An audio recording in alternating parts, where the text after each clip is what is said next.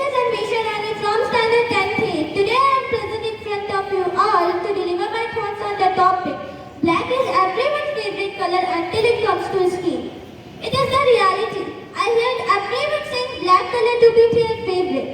But when it comes to skin, only the one who feels dirty or whatsoever. Color, age, gender, religion, caste, all does not matter.